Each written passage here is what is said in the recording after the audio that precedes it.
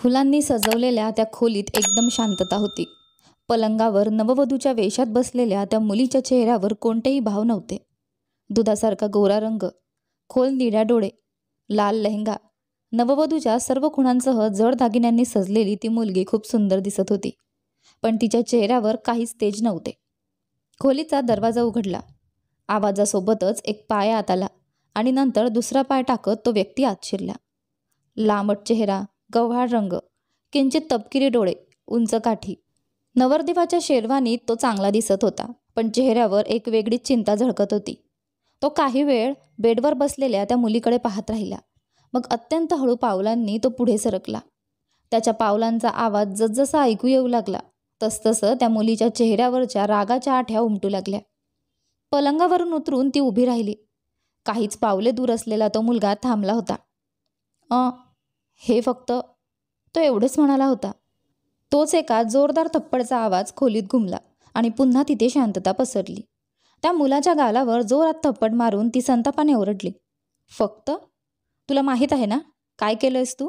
त्यानंतर फक्त? तन्वी, तू काहीच जाणत नाहीस.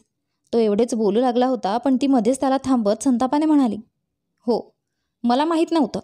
मला वाटलं होतं की संधीचा गैरफायदा घेणं फक्त तुझ्या भावाला आणि तुझ्या वडिलांना येतं. पण नाही, तूही. मिस्टर अयान सिंग राणा, तूही त्यांच्यासारखाच निघालास, जो फक्त दुसऱ्याच्या मजबुरीचा फायदा घेतो. मोठ्या घराण्यातील लोकांची मानसिकता इतकी घसरलेली असते हे त्या दिवशी कळलं, ज्या दिवशी तुझ्या भावासाठी तुझ्या वडिलांनी माझ्या पप्पांसमोर माझ्या लग्नाचा प्रस्ताव ठेवला. नाही, प्रस्ताव नाही, कर्ज फेडण्याचा सौदा. पैशाने तुम्ही मोठे लोक काहीही करू शकता हे त्या दिवशी कळलं, पण तुझ्याकडून मात्र अशी अपेक्षा नव्हती. पण तू सुद्धा. ती इतक्या संतापाने बोलत होती की तिचा श्वास जोरात चालू लागला.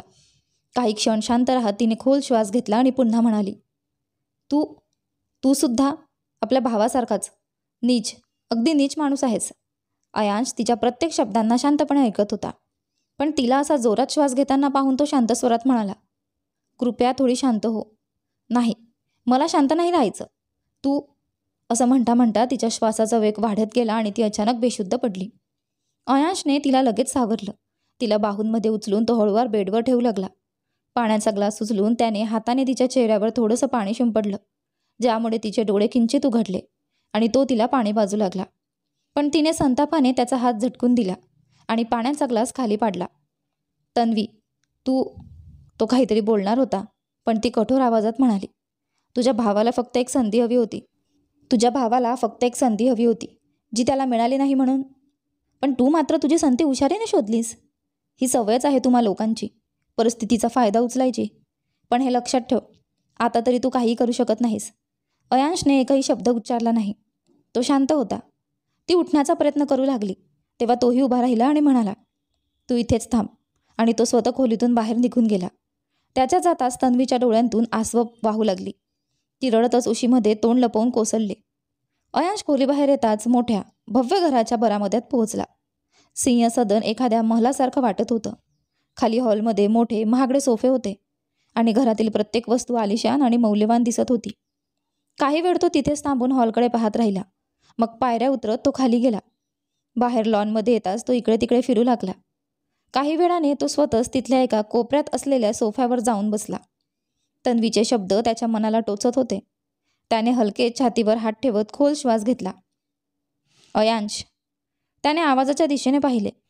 भरजरी साडीत उभी असलेली एक महिला तिथे होती.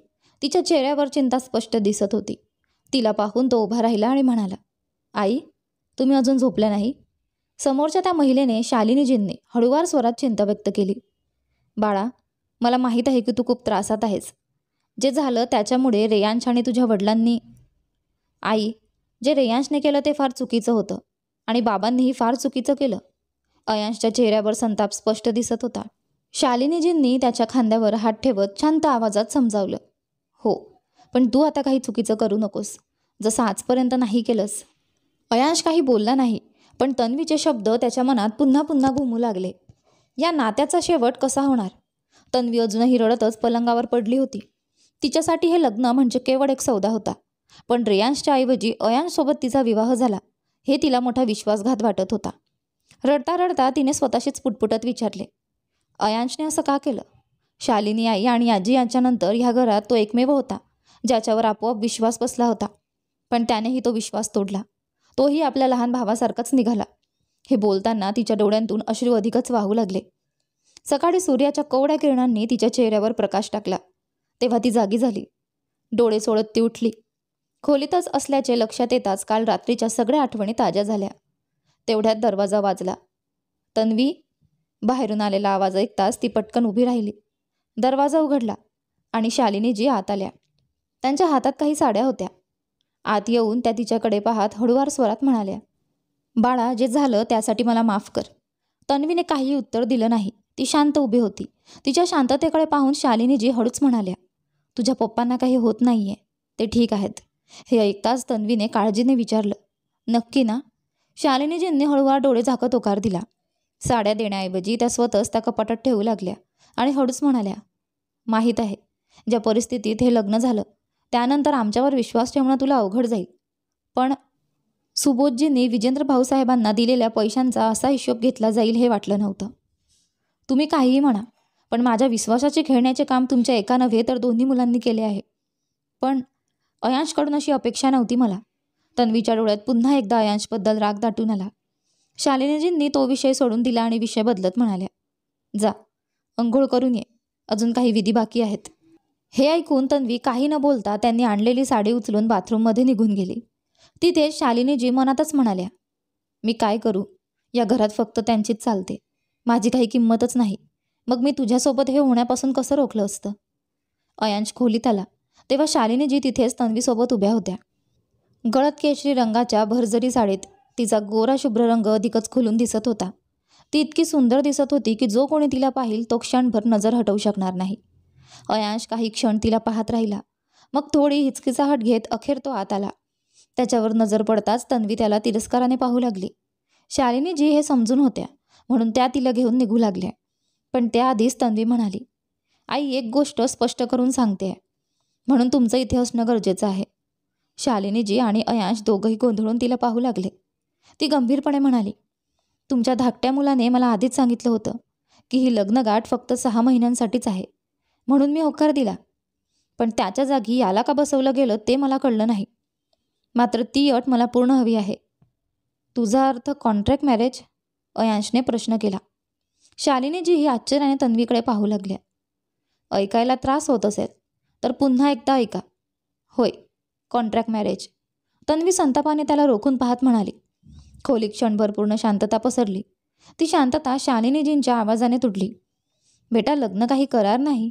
ही गोष्ट तुम्हाला तेव्हा आठवली नाही का, जेव्हा तुमच्या नवऱ्याने पैशांच्या बदल्यात माझ्या बाबांशी माझ्या लग्नाचा करार केला? हे लग्न आधीपासूनच फक्त एक तडजोड आहे, त्यामुळे माझीही एक अट मान्य करावी लागेल. तन्वीने थेट आणि स्पष्ट शब्दात सांगितलं. हे ऐकून शालिनीजी स्तब्ध झाल्या. तर अयांश म्हणाला, ओके. शालिनीजी आश्चर्यचकित होऊन त्याच्याकडे पाहत राहिल्या. पण तोपर्यंत तन्वी खोलीतून बाहेर निघून गेली. तिच्या जाण्यानंतर शालिनीजी म्हणाल्या, अयांश, तू तर... आई, ती खूप दुखावली गेली आहे. आपण तिच्यासोबत आधीच खूप चुकीचं वागलोय. आता मी अजून काही वाईट होऊ द्यायचं नाही. तिला जे हवंय तेच योग्य. अयांश शांतपणे म्हणाला आणि आपले कपडे घेऊन अंघोळीसाठी निघून गेला. हे देवी आई, सुबोधजींना याबद्दल कळलं तर काय होईल कोण जाणे. तन्वी खाली आली. हॉलमध्ये एक वयोवृद्ध स्त्री बसलेल्या होत्या. त्यांना पाहून ती त्यांच्याजवळ गेली आणि त्यांच्या पाया पडली. त्या तिच्या डोक्यावर आशीर्वादासाठी हात ठेवत म्हणाल्या, बाळ, सदैव सुखी राहा, सौभाग्यवती राहा. हे ऐकून तन्वीच्या मनात पुन्हा अयांशबद्दल राग उफाळून आला. मम्मीजी, गुड मॉर्निंग. एक तरुणी तयार होऊन आली. ती फारच फॅशनेबल दिसत होती. तिच्या कपड्यांपासून घड्याळ आणि बांगड्यांपर्यंत सगळं काही स्टायलिश होतं. गुड मॉर्निंग, उर्मिला आजी म्हणाल्या. त्याचवेळी तन्वी उठून म्हणाली, आजी, तुमच्यासाठी गरम पाणी आणते. ओह सूनबाई, किती छान वाटत असेल ना एका साध्या नोकराणीला एवढ्या श्रीमंत घराण्याची सून बनायला. ती दुसरी बाई कुटिलतेने म्हणाली. हे ऐकून उर्मिला आजी तिला रागाने म्हणाल्या, सौरभी, गप्प बसा. मम्मीजी, मी काही चुकीचं बोलले का? हो हो, नोकराणी नाही, तुमची केअरटेकर. सौरभी तन्वीला टोमणे मारत म्हणाली. पण तन्वीने तिला दुर्लक्ष करून झपाट्याने तिथून निघून गेली. उर्मिला आजींनी आपल्या सुनेला रागाने सुनावत म्हटलं, हे काय वागणं आहे? असे बोलतात का? तुझे संस्कार दाखवू नकोस, आम्हाला सगळं माहीत आहे. सासूच्या बोलण्यावर सौरवीने तोंड वेंगाळलं आणि निघून गेली. डायनिंग टेबलवर संपूर्ण कुटुंब नाश्त्यासाठी बसले होते. सुबोध सिंग राणा, अयांशचे वडील, मुंबईचे मोठे व्यावसायिक आणि कुटुंब प्रमुख होते. रौबदार व्यक्तिमत्वाचे होते. त्यांची पत्नी शालिनी, त्यांचे 2 मुलगे अयांश आणि रेयांश, जो सध्या तिथे नव्हता. त्यांचा धाकटा भाऊ अतुल सिंग राणा, जो मोठ्या भावाच्या आदेशानुसार काम करणारा होता. त्याची पत्नी सौरवी आणि त्यांची एकुलती एक मुलगी अमायरा. उर्मिला आजींना घेऊन तन्वी आली. तिने त्यांना खुर्चीवर बसवले आणि त्यांच्या ताटात नाश्ता वाढू लागली. सगळे नाश्त्यात मग्न होते, पण अयांशचे लक्ष वारंवार तन्वीवर जात होते. पहिल्या स्वयंपाकाच्या ओटी भरण्याच्या नेकमध्ये प्रत्येकाने तन्वीला शगुन दिले. सुबोधजींना पाहून तिने नजर वळवली आणि त्यांच्याही चेहऱ्यावर त्याचा काही प्रभाव नव्हता. हे पाहून अयांश मनातच म्हणाला, तुझ्यासोबत खूप अन्याय झाला आहे, पण आता मी काही चुकीचं होऊ देणार नाही. नाश्ता झाल्यावर तन्वीने उर्मिला आजींना त्यांची औषधं दिली आणि त्यांना त्यांच्या खोलीत सोडून बाहेर आली. बाहेर येताच समोर उभा असलेला अयांश दिसला. त्याला पाहताच तिने चेहरा दुसऱ्या बाजूला फिरवला, पण त्याने विचारले, पप्पांना भेटायला नाही जाणार का? हे ऐकताच तन्वीच्या पावलांचा वेग थांबला. तन्वी आता अयांशसोबत गाडीत बसली होती. तिच्या चेहऱ्यावर अजूनही राग आणि नाराजी स्पष्ट दिसत होती. अयांशने गाडी पुढे नेली आणि तिला एक कटाक्ष टाकत मृदू स्वरात म्हणाला, मला तिथे बसावे लागले कारण तुला संधी मिळाली होती आणि तू त्याचा फायदा घेतलास. तन्वीने त्याचे वाक्य मध्येच तोडले. तिच्या या बोलण्याने अयांश शांत झाला. तन्वी खिडकीतून बाहेर पाहत होती, पण तिच्या मनात जुन्या आठवणी फेर धरू लागल्या. 6 महिने आधी तन्वी आपले वडील विजेंद्र सिन्हा यांच्यासोबत एका छोट्याशा घरात राहत होती. तिचे वडील सुबोध सिंह राणा यांच्या कंपनीत कर्मचारी होते. काही वर्षांपूर्वी त्यांची पत्नी रेवती यांना गंभीर आजार झाला होता, ज्यासाठी मोठ्या प्रमाणावर कर्ज घ्यावे लागले. ते कर्ज सुबोध सिंह राणा यांनी दिले, पण तरीही रेवती यांचा मृत्यू झाला. काही दिवसांनी जेव्हा सुबोध सिंह आपल्या आईसाठी एक केअरटेकर शोधत होते, तेव्हा पहिल्यांदाच तन्वी सिंह सदनमध्ये आली. अचानक गाडी थांबली आणि तन्वी भूतकाळातून वर्तमानात परत आली. हॉस्पिटल आले होते. ती झटपट गाडीतून बाहेर पडली. थोड्या वेळाने दोघंही वाटच्या बाहेर उभे होते. तन्वीने स्वतःला सावरत दरवाजा उघडला आणि आत गेली. व्हेंटिलेटरवर पडलेले वडील पाहून तिच्या डोळ्यात पाणी तरळले. हृदयविकाराच्या झटक्यानंतर शस्त्रक्रिया झाली होती, पण त्यांची स्थिती अतिशय नाजूक वाटत होती. तन्वी आणि अयांश हळूहळू आत आले. विजेंद्र सिंग यांनी डोळे उघडले. समोर लेकीला पाहताच भावुक झाले. आपल्या मुलीच्या आयुष्याची अशी विटंबना बघून त्यांचे काळीच तुटत होते. स्वतःलाच दोषी समजून ते म्हणाले, काश बेटा, माझ्यामुळे. माफ कर ग बाळा. पप्पा, असं काही बोलू नका, फक्त तुम्ही बरे व्हा. तन्वीने त्यांचा हात हातात घेतला आणि त्यांच्याजवळ बसली. अयांश काही अंतरावर उभा राहून हे सगळं पाहत होता. विजेंद्र सिंह स्वतःला गुन्हेगार वाटत होते. आपल्या मुलीच्या आयुष्याची त्यांनी अशी तडजोड पाहिली आणि गप्प राहिले. याचा विचार करताच त्यांना अस्वस्थ वाटू लागले. बेटा, माफ कर. हे बोलतानाच त्यांच्या श्वासांचा वेग मंदावत गेला आणि काही क्षणांतच ते शांत झाले. अयांशने तातडीने डॉक्टरांना बोलावले, पण त्यांनी निराश स्वरात सांगितले, सर्जरी नुकतीच झाली होती, पण हा ताण. I am sorry. क्षणात खोलीत शांतता पसरली. तन्वी नुसती निश्चल बसली होती. अयांशकडेही काही बोलण्यासारखं नव्हतं. अंतिम संस्कारासाठी मोजकेच लोक उपस्थित होते. तन्वी अजूनही काही समजू शकत नव्हती. सगळं व्यवस्थित पार पडावं म्हणून अयांशनेच सगळी जबाबदारी घेतली. त्याच्या कुटुंबामुळेच आज तन्वीच्या आयुष्याची राखरांगोळी झाली होती. हा विचार करताच तिच्या मनात त्याच्याबद्दल राग भरून आला. तन्वी काहीशी जड अंतकरणाने अयांशसोबत घरी आली. तिच्या हालचाली जणू एका निर्जीव शरीरासारख्या होत्या, केवळ श्वास घेत असलेल्या. दरवाजावर तिला अशा अवस्थेत पाहून उर्मिला आजी आणि शालिनीजींच्या डोळ्यात अश्रू उभे राहिले. सौरवीने मात्र त्याकडे विशेष लक्ष दिलं नाही, पण तिची मुलगी अमायरा दुःखी दिसत होती. अयांश तिला घेऊन त्यांच्या खोलीत आला. ती अजूनही जिवंत असूनही जणू कुठेतरी हरवलेली वाटत होती. काही वर्षांपूर्वी तिने आईला गमावले होते. आता वडीलही नव्हते. हे तिच्याच चुकीमुळे झाले. ती का गेली त्यांना भेटायला? ह्याच विचारांची साखळी तिच्या मनात सुरू होती. स्वतःलाच दोष देत तिच्या डोळ्यांतून अश्रू वाहू लागले. अयांश तिला समजावण्याचा प्रयत्न करत म्हणाला, Tanvi, I am sorry. Please स्वतःला सावर. तो आणखी काही बोलणार होता, पण तेवढ्यात तन्वीने संतापाने उत्तर दिलं, सॉरी पाहिजे तुला? तुझ्यामुळे, तुझ्या भावामुळे, तुझ्या बापामुळे माझं सगळं संपलं. आयुष्य उद्ध्वस्त होणार होतं, पण त्याचा मला त्रास नव्हता. पण आता सगळंच संपलं. हे ऐकताच तन्वीच्या डोळ्यांतून पुन्हा अश्रू वाहू लागले. आपले अश्रू पुसून ती कठोर आवाजात म्हणाली, 6 महिने. या 6 महिन्यात जर तुमच्या कुटुंबाचं जगणं अवघड केलं नाही, तर माझं नावही तन्वी सिन्हा नाही. कॉन्ट्रॅक्ट मॅरेज म्हणजे काय माहिती आहे ना? 6 महिन्यांनंतर माझा तुझ्याशी काहीही संबंध राहणार नाही. तेवढ्यात बाहेरून एक कठोर आवाज आला. सुनबाई, हद्दीत राहा. सुबोधजींचा आवाज ऐकताच अयांश त्यांच्याकडे संतापाने पाहू लागला. तर तन्वीने चिडून उत्तर दिले, तुम्ही माझं नावसुद्धा घेऊ नका. ती संतापाने टेबलावर ठेवलेलं काचेची फुलदाणी जोरात जमिनीवर आपटते. त्याचे तुकडे तुकडे होतात. हे पाहून शालिनीजी, अतुलजी, सौरभी, उर्मिला आजी आणि अमायरा घाबरून सुबोधजींकडे पाहू लागतात. त्यांच्या चेहऱ्यावर राग स्पष्ट दिसत होता. ते काही बोलणार तोच तन्वी संतापाने पाय आपटत बाथरूमकडे निघून गेली. तिने जोरात दार आपटलं. आवाज एवढा मोठा होता की सर्वांनी काही क्षण डोळे मिटून घेतले. सुबोधजींच्या चेहऱ्यावरचा राग अजून वाढला. त्यांनी अयांशकडे रोखून पाहिलं आणि तिथून निघून गेले. सुबोधजी निघून गेल्यावर सौरभी लगेच म्हणाली, बघा मम्मीजी, अजून डोक्यावर बसवा तिला. गप्प राहा सौरभी, तिला काय गमवावं लागलं याचा अंदाज तरी आहे का तुला? उर्मिला आजींनी तिला रागाने सुनावलं. सौरभी चेहरा वाकडाच करत तिथून निघून गेली. हळूहळू सर्वजण तिथून निघून गेले. शालिनीजी आशेने अयांशकडे पाहू लागल्या. त्याने हलकेच डोळे मिटले. ते पाहून त्या देखील निघून गेल्या. बाहेर तन्वीने राग, संताप आणि द्वेष दाखवला, पण आत ती पूर्णपणे कोसळली. तिच्या डोळ्यांतून अश्रू थांबत नव्हते.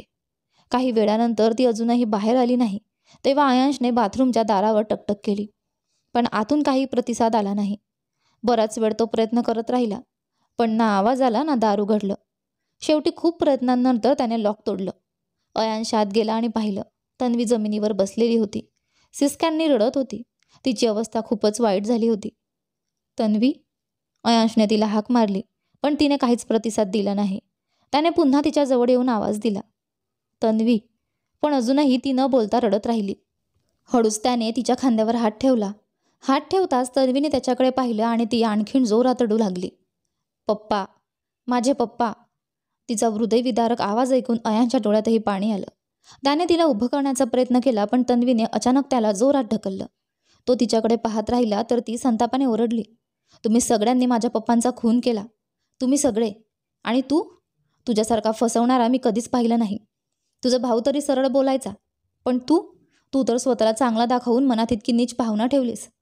आता मला स्वतःलाच तिरस्कार होतो, कारण कधी काळी मला वाटलं होतं की तू तुझ्या भावासारखा नाहीस. आता मला तुझी घृणा वाटते.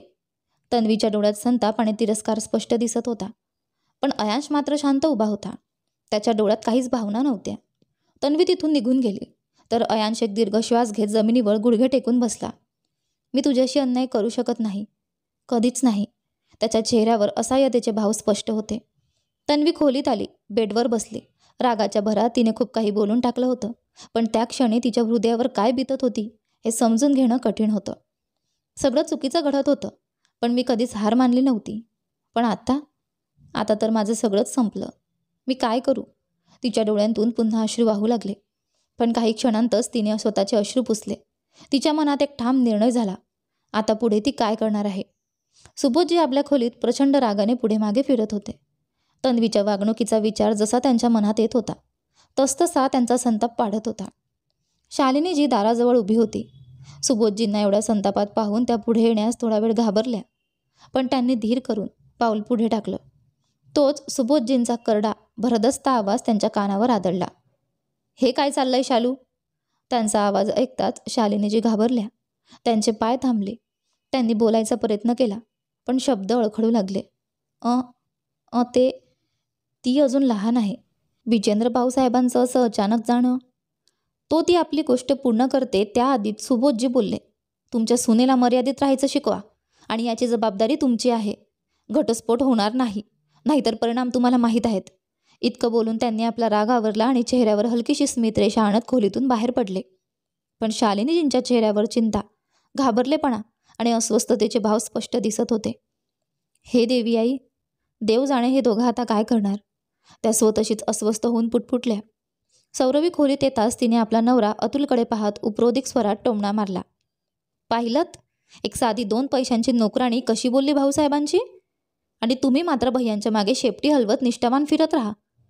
पत्नीच्या या बोलण्यावर अतुलने तिला रागाने पाहिले आणि काही बोलणार होता, पण त्याआधीच ती पुन्हा म्हणाली, बस, हे राग दाखवणं फक्त माझ्यासमोरच करता. ती नाकतोंड वाकडं करत पलंगावर बसली. अतुलने तिला शांत स्वरात उत्तर दिलं, बोलण्याआधी विचार कर.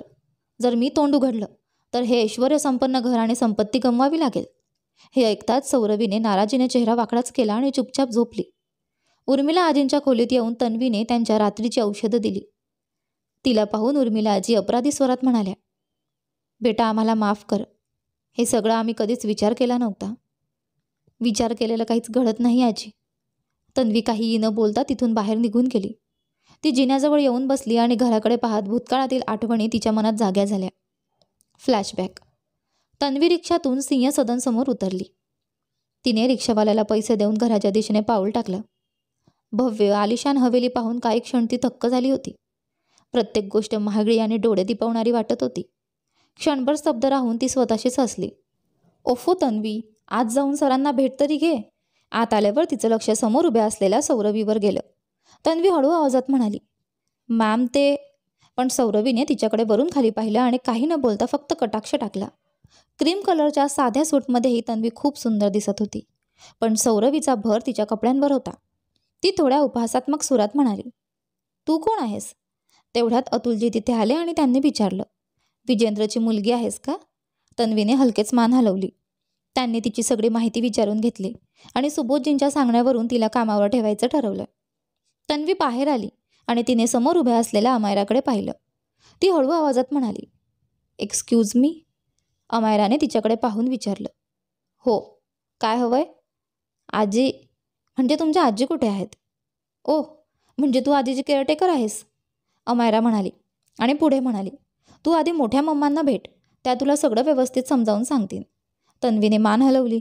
अमायराने तिला शालिनीजींकडे नेलं आणि म्हणाली, मोठी मम्मा, हिला काम समजावून सांगा. इतकं बोलून ती निघून गेली. शालिनीजी तन्वीकडे पाहून हसल्या. तन्वीच्या ओठांवरही स्मित उमटलं. या घरात ती पहिल्यांदा कुणाकडून इतक्या प्रेमळ हास्याने स्वागत होताना पाहत होती. गुड मॉर्निंग मॅम, तन्वीने हसत म्हटलं. तेव्हा शालिनीजी प्रेमाने म्हणाल्या, गुड मॉर्निंग बेटा, पण ही मॅम म्हणण्याची गरज नाही, तू आंटीसुद्धा म्हणू शकतेस. शालिनीजींनी तिला सर्व समजावून सांगितलं आणि उर्मिला आजींकडे घेऊन गेल्या. त्या स्वभावाने खूप शांत होत्या, त्यामुळे तन्वीला त्यांच्या संगोपनाची सवय व्हायला फार वेळ लागला नाही. आजींची काळजी घेणं, त्यांना वेळेवर व्यायाम करायला लावणं आणि त्यांच्या गरजा पूर्ण करणं ही सगळी जबाबदारी तन्वीवर होती. वय वाढल्यामुळे आणि तब्येत खालावल्यामुळे त्यांना गुडघ्यांच्या दुखण्याने आणि चालण्याच्या त्रासाने त्रस्त केलं होतं. त्या रात्री तन्वी तिच्या वडिलांशी बोलत होती. विशेषतः शालिनीजी आणि उर्मिला आजींचं तिने भरभरून कौतुक केलं. ते ऐकून विजेंद्रजी हसत म्हणाले, पहिल्याच दिवशी तुला सवय झाली आहे, म्हणजे तुला काही अडचण येणार नाही. ते ऐकून तन्वी हसली, पण तिला अजिबात अंदाज नव्हता की पुढे तिच्यासोबत काय होणार आहे. तेवढ्यात अचानक कोणीतरी तिच्या खांद्यावर हात ठेवला आणि ती दचकली. समोर अमायरा उभी होती. तू इथे काय करते? अमायराने विचारलं, पण तन्वीने काही उत्तर दिलं नाही. अमायराचा तिच्याशी वागण्याचा सूर आधीपासूनच काही चांगला नव्हता, त्यामुळे दोघेही सहज नव्हत्या. तू विश्रांती घे, अमायराने म्हटलं. तन्वी उठून निघणार होती तेव्हा अमायराने मागूनच एक वाक्य टाकलं, अयांश भावाला मोठ्या पप्पाने सांगितलं होतं लग्नासाठी. अशा अचानक बसायला? तन्वी क्षणभर थांबली, पण मग मागे वळत न पाहताच म्हणाली, भाऊ आहे तुझा, योग्यच वाटेल तुला. इतकंच बोलून ती पुढे निघून गेली. अमायरा जिन्यावरून खाली आली आणि समोर अयांश उभा असल्याचं पाहून तिचे पाय थोडे थांबले. गुड नाईट भैया. ती मागे वळून जाऊ लागली तेव्हा अयांशने आवाज दिला, अमायरा. येस भैया. ती वळली तर त्याने तिला गंभीर नजरेने पाहत म्हटलं, वयाचं नसेल तरी स्थानाचं भान ठेव. ती तुझी मोठी वहिनी आहे. मला नाही वाटत यापुढे काही सांगायची गरज आहे. त्याचं बोलणं ऐकून अमायराने नजर खाली झुकवली. समजलं? अयांशने पुन्हा विचारलं आणि तिने हळूच मान हलवली. गुड नाईट, अयांशने प्रेमाने म्हटलं आणि ती आपल्या खोलीकडे निघून गेली. हे सर्व शालिनीजी एका कोपऱ्यातून पाहत होत्या. त्यांच्या चेहऱ्यावर समाधान आणि दिलासा स्पष्ट दिसत होता.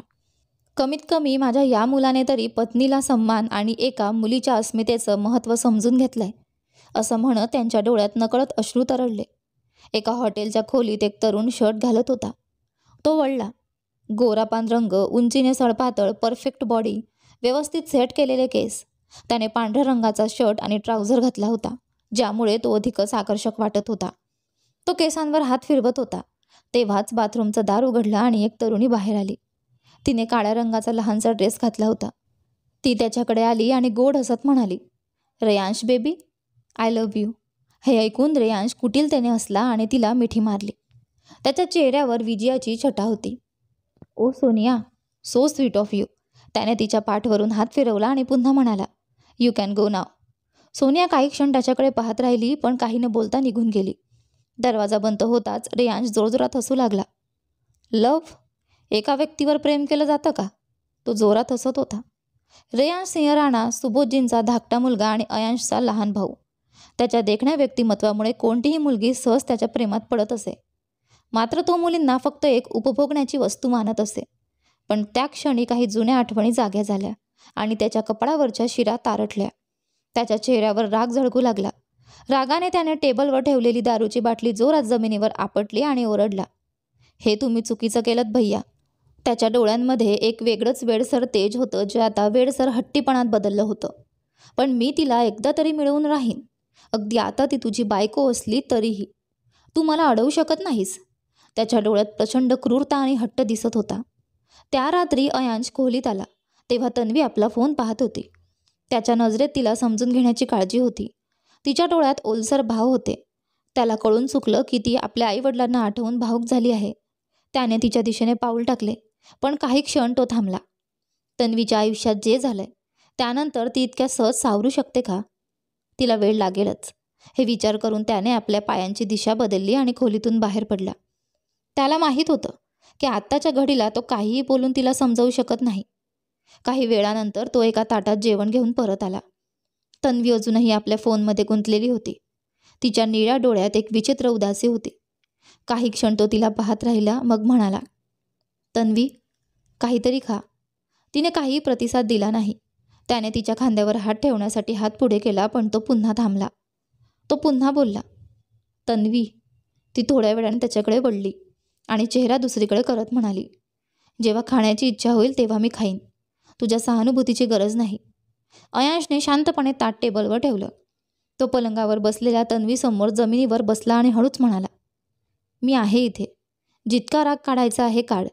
हे ऐकताच तन्वीने संतापाने त्याच्याकडे पाहिलं. त्याने नजर झुकवली होती.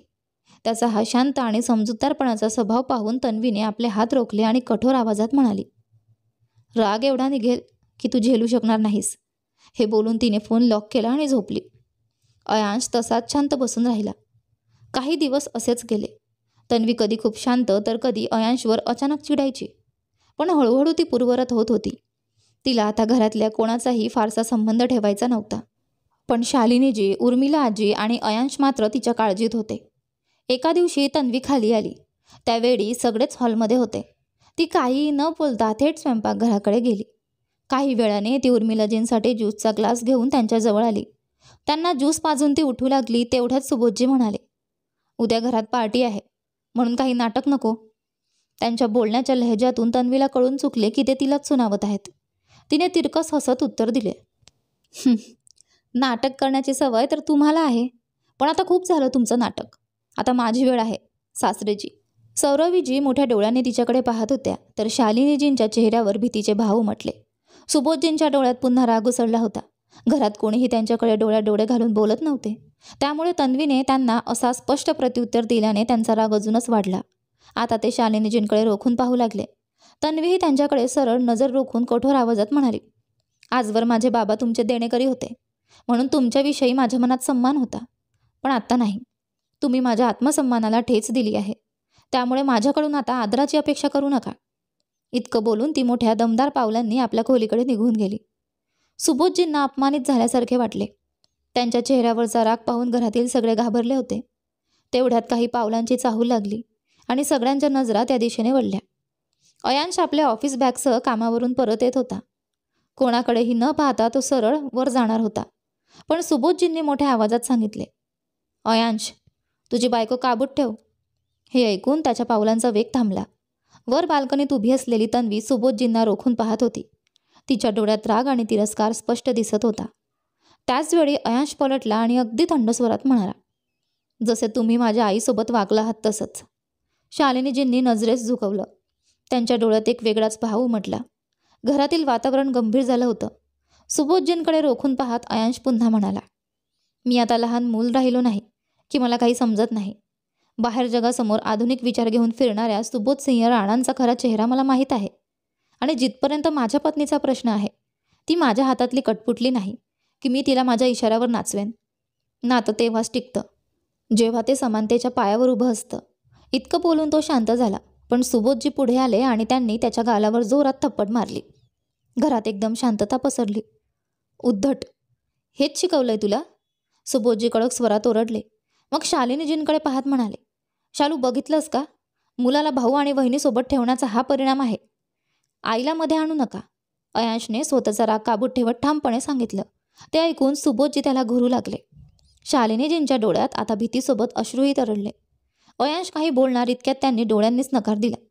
काही क्षण तो आपल्या आईकडे पाहत राहिला आणि नंतर न बोलता तो पायऱ्यांकडे वळून वर गेला. वर उभी तन्वी हे सगळं स्तब्ध होऊन पाहत होती. काही वेळाने ती खोलीत आली. खाली उर्मिलाजींनी शालिनीजींकडे पाहत सांगितलं, शालू, मला खोलीत घेऊन चल. सासूच्या या शब्दांवर तिने तात्काळ त्यांना त्यांच्या खोलीत सोडलं. आपला राग कसाबसा आवरत सुबोधजीही त्यांच्या खोलीत निघून गेले. अयांशवर आपल्या खोलीत आला.